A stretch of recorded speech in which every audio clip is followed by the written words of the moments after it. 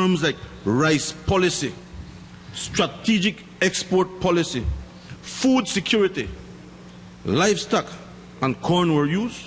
Zero.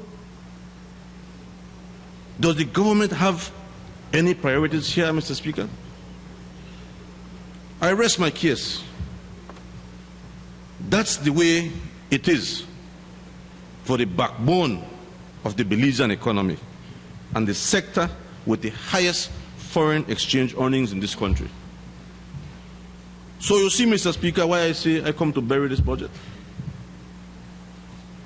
Because it contains nothing for rice producers, nothing for the grain producers, nothing for the beans producers who are struggling to market their product right now, and much less anything for the powerless and emasculated, disrespected stepsons, the cane farmers of this country. Mr. Speaker, there is no mention of any plans or programs that government will implement to generate more revenue to reduce the $185 million budgetary deficit. Oh, there is, Mr. Speaker. There is. It says that that revenue lifting will be done through improved tax administration and closing on existing loopholes by focusing efforts on tax auditing, monitoring fiscal concessions, and cracking down on GST evasion. That is how the government plans to raise revenue. My goodness. You know how the farmers feel when they read this, Mr. Speaker? During the time that he was the general manager of BMDC, BMDC practically was broke, quebrado, en la bancarrota.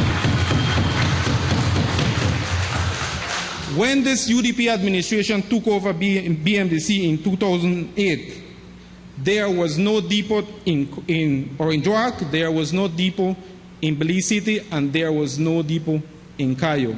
Literally, there was no operation as it pertains to the BMDC. And Mr. Speaker, back then, as is now, BMDC played a critical role with the rice farmers in the South.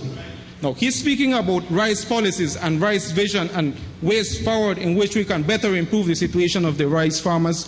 Why is it then that a member of Orange Walk South, during his 18 years as general manager of BMDC, did not take the necessary steps to ensure a livelihood and a thriving industry for our rice farmers in the South? All of a sudden he knows, and he knows better. This is shame on him.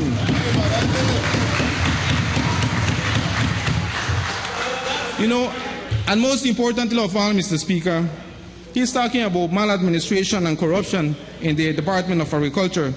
He is forgetting to tell the people of this nation, and particularly to our agriculture people, our farmers, that during his tenure, some of the most exorbitant salaries were being collected.